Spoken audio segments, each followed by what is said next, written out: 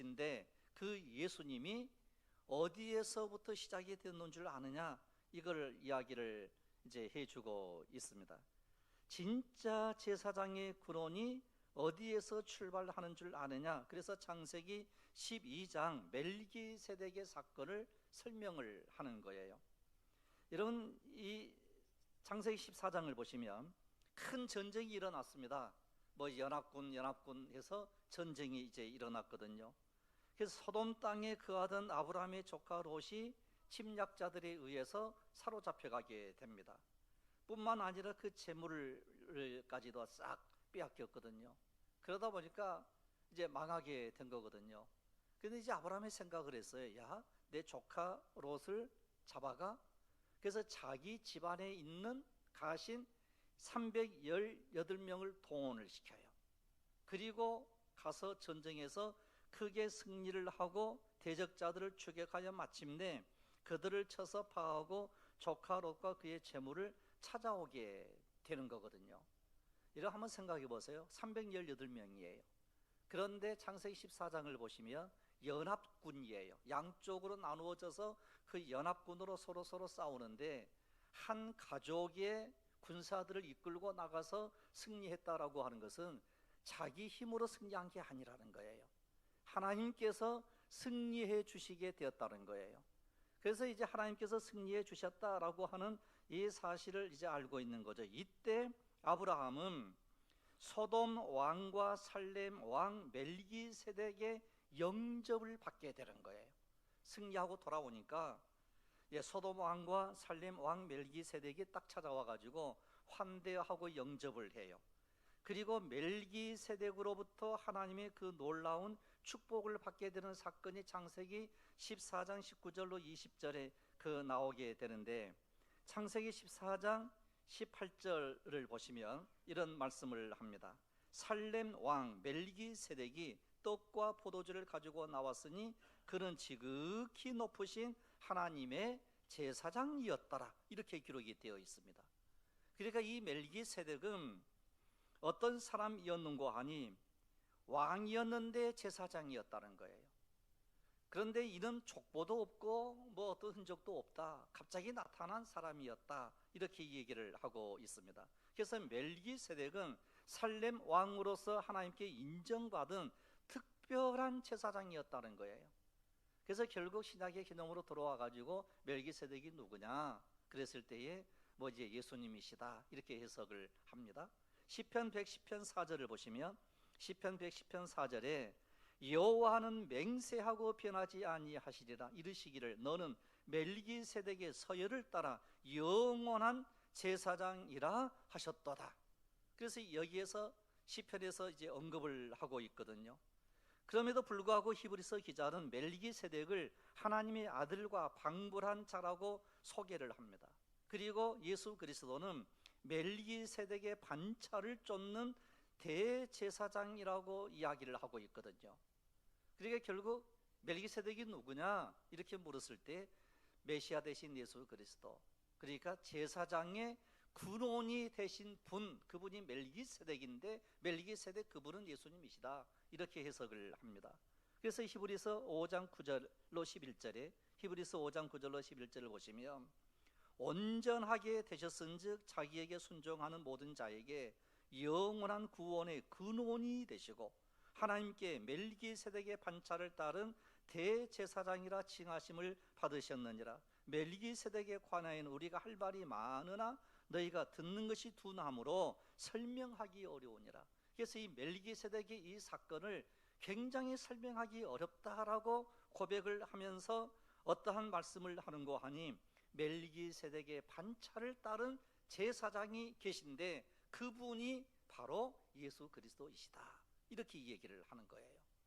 그러니까 이 히브리 사람들이 이 말씀을 듣고 난 다음에 야, 우리는 아론의 후손 레위 지파가 제사장의 그 뿌리인 줄 알았는데 이게 아니구나. 그리고서 멜기세덱의 사건을 들여다 이제 볼 수밖에 없을 것 아니에요. 그래서 이제 결국 메시아 되신 예수 그리스도, 이분은 영원한 제사장이시다, 이렇게 우리에게 말씀을 합니다. 그런데 그 당시 사람들이 이 멜기세덱에 관한 말을 딱 들었을 때에 이제 막 그 사람들이 둔한 거예요. 이해를 못한 거예요. 그래서 해석하기 어렵다, 이해하기 어렵지, 그러나 너희들이 믿어야 돼, 이렇게 이야기를 하는 겁니다. 그러함에 예수 그리스도의 우월하신 대제사장직에 대하여 설명하려고 하면 멜기세덱에 대하여 말하지 않을 수가 없었어요. 그래서 히브리서 기자는 7장에 와서 멜기세덱에 대한 말씀을 상세하게 하는 거예요. 여러분, 이것은 멜기세덱에 대하여, 멜기세덱을 알므로 인해서 예수를 깊이 생각하게 하고 나오게 하고 그를 바라보게 하도록 하기 위해서 멜기세덱의 사건을 꺼내는 거예요. 그러게 결국 목적은 뭔고 하니, 우리를 구원의 길로 이끌어 주시는 분이 예수 그리스도라는 거예요. 이런 오직 예수밖에 없는 줄로 믿으시기를 바랍니다. 그런데 이 사람을 어떻게 소개를 하는고 하니요, 하나님의 아들과 방불한 멜기세덱, 의의 왕, 평강의 왕이라는 거예요. 그래서 그 이름을 번역을 했을 때 의의 왕, 살림 왕이니 평강의 왕이요 그랬거든요. 그럼 멜기세덱이라고 하는 뜻이 뭔고 하니요, 나의 왕은 의롭다라는 거예요. 멜기세덱, 나의 왕은 의롭다, 이런 뜻이고요. 살렘, 그런 평강이거든요. 그 예루살렘 그랬을 때에는 평강의 도시, 뭐 이런 의미이거든요. 그 결국 예수 그리스도는 우리를 의로운 길로 인도해 주시는 왕이시라는 거예요. 이런, 그래서 하나님의 나라는 어떤 나라인고 하니요, 이제 이 의로운 나라라는 거예요. 그리고 의인은 어떤 사람인고 하니, 예수 그리스도를 믿는 사람이 의인인데, 예수 그리스도를 믿는 사람은 모든 더러운 죄를 다 씻어버린 사람들이에요. 그러니까 죄를 가지고는 하나님 나라에 들어갈 수 없어요. 그런데 우리는 죄인이잖아요. 그럼 우리가 죄인이기 때문에 하나님 나라에 절대 들어갈 수 없거든요. 그런데 예수 그리스도의 보혈의 피로 우리의 모든 죄를 가리워 주신 줄로 믿습니다. 이 시편에 있는 말씀이에요. 우리의 모든 죄를 싹 가리워 버린 거예요. 이런, 우리가 왜 좋은 옷을 입습니까? 이런 옷을 입는 이유는 두 가지예요. 하나는 몸을 보호하기 위해서. 추운 겨울에 옷을 입지 않으면 얼어서 죽습니다. 더운 여름에 옷을 입지 아니하면 더워서 죽고, 겨울에는 추워서 죽고 그래요. 그 다음에 이제 두 번째 이유는 뭔고 하니요, 우리의 모든 수치를 다 가리우는 거예요. 여러분, 이번 저희 집사람이 좀 아팠거든요. 그래서 이제 응급실을 갔는데 옆에 있는 42살 먹은 어떤 여자분이에요. 정신적으로 좀 안 좋은 분이신데 알코올 중독이 됐어요. 그러니까 의사가 와가지고 이제 엑스레이를 찍고 CT를 찍어야 되고 막 그런다고 그러니까 나를 죽이려고 그러느냐고 막 소리를 지르는 거예요. 그래서 어떻게 하다가 이제 병원에 가운을 이제 사진 이제 CT 촬영하기 위해서 옷을 이제 입혔거든요. 입혔는데 안 가겠다는 거예요. 안 가겠다고, CT 안 찍겠다고. 그러면서 그렇게 사람이 많이 있는데 바로 내 옆에서 위에 옷을 막 벗어버린 거예요. 야, 얼마나 황당해요. 그래서 할 수 없이 커튼 딱 치고 있었거든요. 그 이제 정신이 좀 온전하지 못하니까 아무렇게나 행동해도 부끄러움을 모르거든요. 그런데 정상적인 사람은 막 부끄러워가지고 옷을 입을 것 아니에요? 여러분, 이 옷은 그렇게 중요한 거예요. 여러분, 우리의 몸이 죄로 가득 차였다 할지라도 예수 그리스도의 보혈의 피로 우리의 모든 죄를 옷으로 다 가리워 주신 줄로 믿습니다. 그래서 거룩한 성도로 거룩한 세마포를 입어야 돼, 이렇게 말씀을 하고 있거든요. 거룩한 성도의 세마포를 입고 우리는 언젠가는 하나님의 영원한 나라에 들어가게 될 줄로 믿습니다. 그분이 다스리는 나라는 의로운 나라라는 거예요. 죄가 없는 나라, 깨끗한 나라, 의로운 나라. 그리고 살렘 왕 그랬을 때에는 예루살렘을 가리키는데 이런 평강이라는 거예요. 이런, 우리가 아무리 많은 것을 가지고 산다 할지라도요, 마음의 기쁨과 평강이 없으면 그 인생은 끝인 거예요. 이런, 우리 심령 속에 늘 주께서 주시는 놀라운 평강의 역사가 우리 속에 일어나기를 원합니다. 그래서 멜기세덱은 의의 왕이요 평강의 왕이거든요. 예수 그리스도는 어떠한 분이신고 하니 의의 왕일 뿐만 아니라 우리에게 평강을 주시는 주님이세요. 그래서 우리가 불안하고 걱정이 있고 근심, 염려가 생기게 될 때에 우리의 마음에 놀라운 평화를 주시는 예수 그리스도의 샬롬의 은혜를 우리는 체험해야 될 줄로 믿습니다. 이렇게 멜기세덱은 그 이름에 있어서도 참 제사장이신 그리스도의 모형을 우리에게 보여주고 있습니다. 예수 그리스도가 바로 의의 왕이요 평강의 왕이시기 때문에 그렇다라고 하는 것이거든요. 그래서 예수 그리스도는 우리의 의가 되셨다라고 하는 말씀이 이사야 11장 4절, 호세아서, 그 다음에 9장 9절, 고린도전서 1장 3절 이러한 말씀 속에 의와 평강을 이제 지니고 계신 예수 그리스도, 우리에게 공급해 주시는 예수 그리스도. 그래서 히브리인들에게, 크리스찬들에게 너희가 그리스도를 보고 환난이 있고 핍박이 있고 어려운 일이 있어도 참고 견디어내면 반드시 승리한다는 거예요. 그래서 요한복음 1장 14절에서 말씀이 육신이 되어 우리 가운데 거하심에 우리가 그 영광을 보니 독생자의 영광이요 은혜와 진리가 충만하다 이렇게 말씀을 하고 있거든요. 그래서 여기서 이 의롭다, 의의 이름을 가진 이 의를 가지고 있는 이것은 이제 히브리어로 체데크라고 하는 말인데, 이런 이제 의롭다라고 하는 건데 아브라함보다 훨씬 높으신 분, 이런 뜻을 가지고 있으면서 오늘 우리들에게 의로운 체데크의 이제 진리, 의, 은혜, 평강, 이 모든 것을 다스리며 통치하시는 그분이 예수 그리스도라는 거예요. 이런 제사장의 온전은 누구인가? 바로 예수님이시라는 거예요. 영원 전부터 계셨기 때문에 제사장의 온전가 누구인가? 바로 그분이 예수님이시므로 그 예수님이 우리를 구원의 길로 이끌어 주시는 온조자가 되신 대제사장이시다, 이렇게 우리에게 말씀을 하고 있습니다. 이때에 아브라함이 살렘 왕에게 뭘 드리는고 하니 11조를 그때 드리는 거예요. 전리품을 가지고 왔던 거기에서 10분의 1을 떼어가지고 바로 살렘 왕에게 바치는 거예요. 이런 11조는 우리는 보통 어디에서부터 생겼는가 그랬을 때에 보통 뭐 레위기서라든지 그 11조에 대한 말씀이 나오거든요. 뭐 거기에서부터 생겼다 그러는데 사실 이제 11조는 바로 여기에서부터 생겼거든요. 그럼 왜 살렘 왕에게 11조를 드렸는가라고 할 때에 그 이유는 신앙의 고백이에요. 주인이라는 거예요. 이 아브라함이 멜기세덱 당신은 나의 주인이십니다, 이 고백이에요. 이런 11조를 드리는 이유는요 다른 데 있지 않아요. 우리의 주인 되신 분이 바로 주님이십니다, 하나님이십니다. 이 고백에 대한 의미가 있어요. 그래서 이제 11조를 우리가 보통 이제 드리는 이런 이제 신앙을 우리는 가지고 있지 않습니까? 이런 이것과 같아요.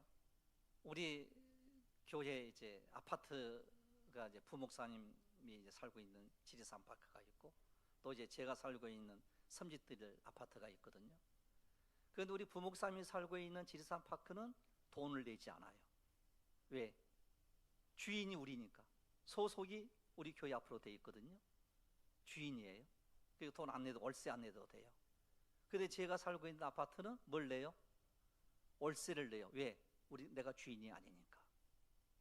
월세를 내느냐 안 내느냐 이 차이가요 엄청난 차이가 나는 거예요.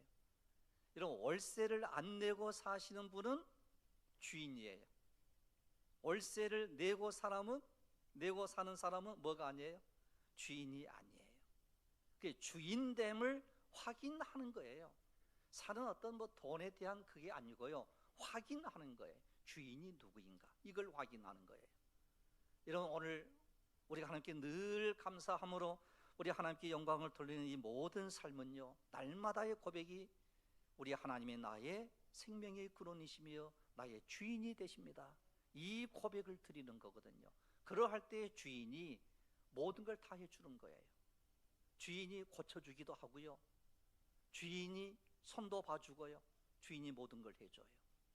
이런 주인 되신 하나님께 우리의 신앙의 고백을 드리게 될 때 주인 되신 그 하나님은 우리의 필요한 모든 것을 채워주시고 우리를 이끌어 주시는 은혜가 우리 속에 임하게 될 줄로 믿습니다. 뭐 걱정 근심할 필요가 없는 거거든요. 주인 되신 하나님께 모든 것을 맡기니까.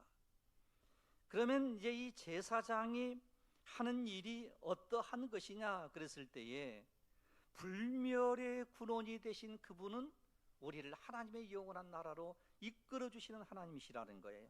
그래서 히브리서 7장 16절을 보시면, 그는 육신에 속한 한 계명의 법을 따르지 아니하고 오직 불멸의 생명의 능력을 따라 되었으니 그랬어요. 그러니까 불멸 그랬을 때에는 없어지지 않는다는 거예요. 근원은 그 자체자라는 거예요. 여러분, 오늘 우리들이 이 세상 살 때요, 이 세상에서 한정된 시간을 우리가 살거든요. 그래서 우리가 강건하면 70이고 이제 우리의 연수가 70이고 강건하면 80이라 할지라도 그 생의 그 모든 수명이 다 해 간다는 거예요. 그러나 성경은 뭐라고 말씀을 하는 거 하니, 우리의 영원한 생명의 길이 있다는 거예요. 영원히 사는 길이 있다는 거예요. 그게 불멸자 되신 예수 그리스도 안에 거하면 된다는 거예요. 이런, 그래서 우리는 예수 그리스도 안에 거하며 사는 놀라운 은혜가 우리 심령 속에 임해야 될 줄로 믿습니다. 그러면 이 멜기세덱은 이제 히브리서 7장 1절에 이렇게 말씀을 하잖아요. 멜기세덱은 살림 왕이여 지극히 높으신 하나님의 제사장이라 여러 임금을 쳐서 죽이고 돌아오는 아브라함을 만나 뭘 빈자라고요? 복을 빈자라는 거예요. 이런 복은 어떤 사람이 비는 거 아니요, 높은 사람이 낮은 사람에게 비는 거거든요. 이게 복의 이제 질서예요. 그런데 이 멜기세덱이 아브라함을 딱 만나가지고 아브라함에게 막 복을 내주는 거예요. 엄청난 이 말씀이거든요. 그래서 결국 이 아브라함이 만나서 놀랍도록 복을 받았다라고 했을 때에, 이 복은 어떠한 복이었을까? 이런, 하나님께서 아브라함을 처음 불러가지고 내가 너로 큰 민족을 이루게 하겠다, 땅을 주겠다, 민족을 주겠다, 뭐 이런 약속의 말씀을 했잖아요. 아마 그러한 축복이 아니었을까 이런 생각도 해요. 그게 결국 아브라함은 멜기세덱으로부터 복을 받았다는 거예요. 여러분, 오늘 여러분들이 모두가 다 우리 하나님께로부터 은혜를 받는 여러분들이 되기를 원합니다. 복을 받는 역사가 일어나기를 원합니다. 그래서 이 창세기 14장에 아브라함은 소돔 땅을 침공하여, 이제 아브라함은 소돔 땅에서 이제 살던 아브라함 조카 롯과 그의 재산을 강탈해 간 동방의 네 왕을 격퇴시키고 기와 나는 길에서 떡과 포도주를 가지고 나온 살림왕 멜기세덱을 만나고, 그 멜기세덱을 지극히 높으신 하나님의 제사장이라고. 그래서 하나님의 제사장이신 멜기세덱은 아브라함에게 막 축복을 하는 거예요. 천지의 주제시요 지극히 높으신 하나님이여 아브라함에게 복을 주옵소서.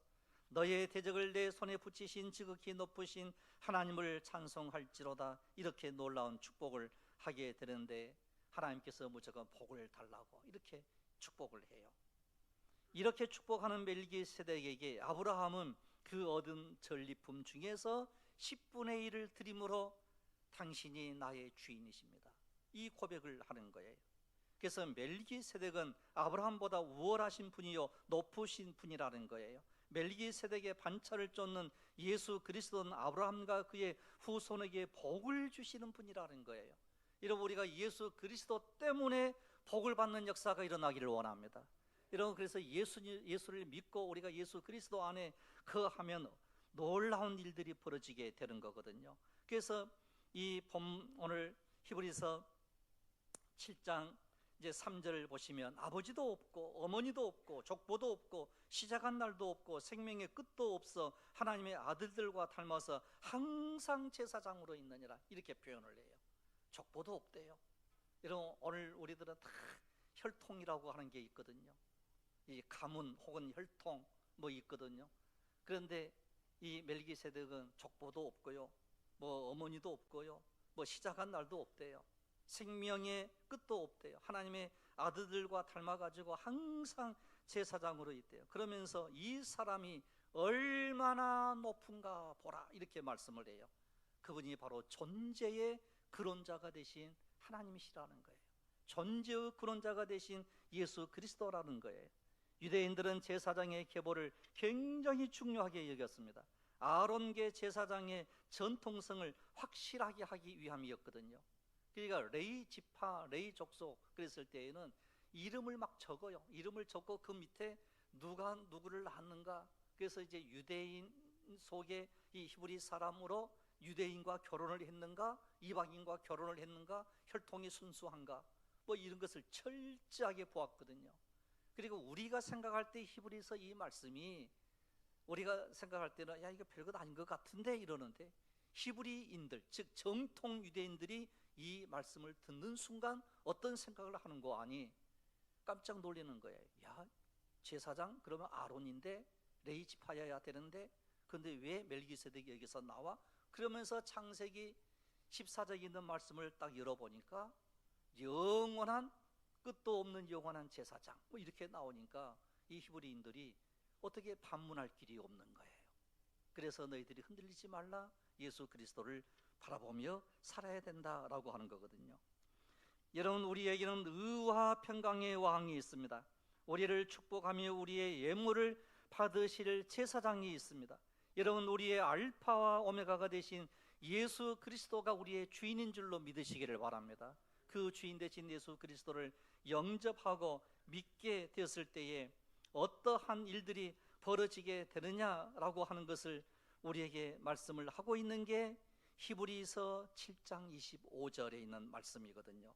그래서 중보자적 역할을 모범적으로 잘 설명이 되어 있는데 히브리서 7장 25절에 이렇게 기록을 합니다. 그러므로 자기를 힘입어 하나님께 나아가는 자들을 온전히 구원하실 수 있으니 이는 그가 항상 살아계셔서 저희를 위하여 뭐 하심이라고요?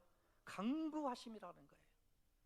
여러분, 이제는 예수님이 우리의 영원한 대제사장이라고 하면 그 대제사장 대신 그 예수님이 우리를 향하여 뭐라고 말씀을 하는 거 아니요? 우리들을 대하여 왕같은 거룩한 제사장이래요.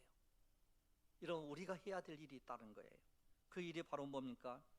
그 일이, 제사장의 역할은 다른 게 아니에요. 믿지 않는 사람들을 여호와 대신, 즉 하나님께 가까이 다가가게 만드는 역할을 하는데 어떻게 역할을 하느냐? 두 가지예요. 기도와 모범을 보이는 거예요. 이런 모범을 보인다라고 하는 게 너무 중요합니다. 여러분, 이번 그 제주 선교에서 늘 느끼는 게 그거거든요. 그 옛날 그 우리 인도에서 오셨던 그 까르틱이라고 하는 그 목사님 설교도 하시고 그랬잖아요. 이런 인도의 목사님이나 저쪽에 이제 그 목사님이나 할 것 없이 이 목사 됐다라고 하면요, 권위가요 하늘을 찔러요. 제가 목사로서 좀 부럽기는 하더라고. 권위 대단해요. 완전히 왕이에요. 저는 깜짝 놀랐습니다. 막 그러면 막 성도들은요, 막 기쁨으로 하는 게 아니고요, 두렵고 떨리는 마음, 막 두려운 공포로 하거든요. 저렇게 하면 내가 벌을 안 받을까 하고. 그런데 항상 느끼는 게 그거거든요. 항상 느꼈던 게 뭘 배웠냐? 5주 동안 뭘 배웠냐? 그래 말씀 많이 기억이 얼마나 남겠어요? 그게 딱 한 가지예요. 섬김의 본을 배우고 갑니다. 저도 가서 그렇게 하겠습니다. 꼭 그거예요. 1기부터 5기까지 계속 그 얘기를 들었어요. 안 들은 적이 없어요. 그래서 모범을 보이는 거예요. 뭐 제가 모범 보이는 것이 아니고요, 함께 참여하고 찬양하고 식당에서 섬기고 뭐 여러 가지로 섬겼던 이 모든 여러분들을 보고, 야, 교회는 저렇게 섬기는 거로구나. 그래서 교회가 변하는 것, 심령이 변하고. 그래서 이제 이번에 목사님 한 분도 얼마나 눈물을 흘리는지 저는 깜짝 놀랐어요. 막 바늘로 찔러도 피 한 방울 안 날 그 사람이에요. 뭐 권위가 말도 못해요. 제가 저 청도 갔을 때 만났거든요. 뭐 이제 막 대단합니다. 그 자신감, 자부심 막 대단해요. 얼마나 대단한지 몰라요. 그런데 그분이 막 눈물을 흘리는 거예요. 그 옆에 있는 선교사님 오셨거든요. 뚱뚱한 선교사님, 머리 빡빡 깎으신 그 선교사님이 수건 그 이제 휴지 갖다가 막 눈물 닦으라고 옆에서 갖다 주고 막 그랬거든요. 이런 섬긴다라고 하는 것은요, 놀라운 축복인 줄로 믿습니다. 섬김의 은혜가 있기를 원합니다. 그러면 오늘 마지막 말씀 좀 드리려고 하는 것은 예수님의 중보자적 역할이 어떻게 해야 되느냐, 몸을 보여야 된다, 저희를 위하여 간구했다는 거예요. 이런 우리가 늘 깨어 기도하는 은혜가 있기를 원합니다. 그래서 예수님은 구원의 기도를 드리신 제사장이었다는 거예요. 구원을 위한 강력한 기도를 드리신 제사장. 그래서 오늘 우리의 방향은 어디인고 하니요, 영원한 하나님의 나라인 줄로 믿습니다. 그래서 한 영혼 구원을 위한 기도가 반드시 있어야 돼요. 기도 없이는 한 영혼 한 영혼을 구원할 수가 없는 거거든요. 그래서 여러분의 뜨거운 기도로 여러분들의 자녀를 살리고 가정을 살리고 이 나라 민족을 살리고 이웃을 살리는 이와 같은 놀라운 기도에 이 존재의 근원이신 예수 그리스도가 우리의 제사장이고, 그 제사장은 우리를 위하여 간구하셨고, 그 예수님이 우리에게 제사장 역할을 하시도록 하셨기 때문에 오늘 우리들도 한 영혼을 위한 구원의 그 기도가 반드시 필요하다는 거예요. 참으로 기도의 용사로 주 안에서 승리하는 귀한 여러분들이 되시기를 주님의 이름으로 축원합니다. 기도드리겠습니다. 만왕의 왕이신 우리 아버지 하나님, 구원을 위한 강력한 기도가 오늘 우리 가운데 있게 하여 주시옵소서. 참으로 우리 예수님께서도 참으로 친히 영원한 대제사장으로 우리를 위하여 간구하셨던 그 간구함의 기도를 우리가 늘 생각함으로 우리가 깨어 기도하여 한 영혼 한 영혼 살리는 구원의 방주로서의 모든 사명을 잘 감당하는 우리 생명의 빛교회가 되게 하여 주옵소서. 주의 은혜가 항상 이곳을 넘치게 해주시기를 간절히 간구하옵고, 우리 주 예수 그리스도 이름으로